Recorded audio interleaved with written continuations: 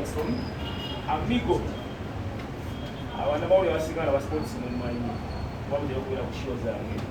olekeza Mexico bwe promotinga apoti Patricia mwamala bako nalo mwana omwala omutoka kutuuka then nalo omwala wero upcoming omwala wulo wano Amidi wama kyasiga mumanyi nayagereka Pro Amigo sawa na contract then nasazeewo otegeka show okola wekyo enjawulo bwidde lwabikoonde byokka ne kati tugera kutandika okubeera nga tulayasinga n'abayimbi kugamba okulaba kikyogeramu kamaanyi sobe kisitula kuba abaana bano ate bangi abagala nnyo ogwo naye nga tutambula mpola naye bimanyi tutera okubeera nammwe ne mulaba show zaffe ezira bali nga yombami kimukutte era togeremu ku bukodyo so bannamawulire beebaza bwe balinza okutupika mu kusinya ekintu kino bwegezaako nyo tutambuza naye lwakuba naffe tusooba naye tujamwogeramu amaanyi fight eyo nakitumbye boxing feel in Africo band nti Africo egenda kubeerawo live naye njaga kiteeka last year naye seera ezekwatamu nezimbulamu awo baabulu bakalinagamba erino waddeyo wala bamenya bbanga kandimenye ekesho eno kijja kijje so Africo band teriwo wano balina muntu aliwo ne baŋŋambye bali wamu nange bali country basobodde okubeerawo naye nga Africa band eri cleared onatidde egenda kuperforminga MC Mariachi kyekimu John Black kyekimu Kize Diana naye mwali so ekigenda kuba kijjuge sigenda kukola bounce nyingi nzira nnyo kwagala nyo okubeera kati nga short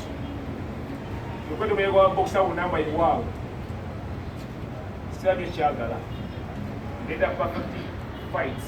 ngenda kuba pawusatu naziri perfect zimala na main ngenda kubeera between Uganda and Malawi. Uganda ngenda Mexico agenda kuwala ne Chinkonda Mikawa aba Malawi era yakonfaminze kondogesayingire buli kyawedde nawe nayo kyekimu eryo main fight yesizotunuulira naye abalala tujja kuba twamanyisa okuba nti lolonki ya sheeno tusobodde okuba bonna kubaleeta bamu balinaawo nga bakolakola bansaba batokujanga presidenteetaku then ono Amidi subira mutandisaawo fight yesooka lunaku lwayinza okujja nga andakaadi bakateraiza nekunatumuwadde is upcoming abadde amakyamu badde manyiko amasa badde mulungi nnyo ebbanga lyonna eyasobola kujjako saati sina bingi njira bengera kwogera kujjako kulika flow nenjikwasa mukama bange aba UPPC aba UPPC abalukuwala fight eri sanction era sanction free esasukuwa sibaniko enkola yainga Amigo era ababokisa bona bamwaliddeko siba nakwaje ya muntu kubanga erateeka ekintu nga netegesi sagala kola kintu bange wemisinde badiweko mumawulire katiwo okubeera nga batambula ne magamaga asibwe enkola wasendo bantimi naye nga nzikuwadde so ekyengaa kyogera kikola so UPPC paid sanction fit done foreign fighter done tetegera zibakwasa agenda okujja lya manja sagala mbomoli bagambe ati asasukire mu nswinga nya kujja mara wino toka kuna nya yafu then nomwani wangu woli waire musaju sendo zai na kichungu musawo ye sijja kudda bali ndinge yobe atiboye ya ko mbi then aba bwanyu bwenkola then sikate byonna yatambula bulutyo bwe bali nyo kujja bakwatukereyemu naye ngezi wasibala bali sikafunuko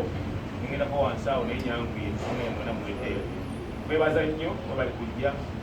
afu asinga obungi mbadde balabangako naye ekisankiyo bagamba ye ebisinga obungi bane balaku bigwi sanso balaba naye balijja okutubeerawo eno HBT hotel HBT gym era yekusikirize wano olwaleero gym yaabo era beimanaginga era zikukiwaawo so kugana kujja kuwagera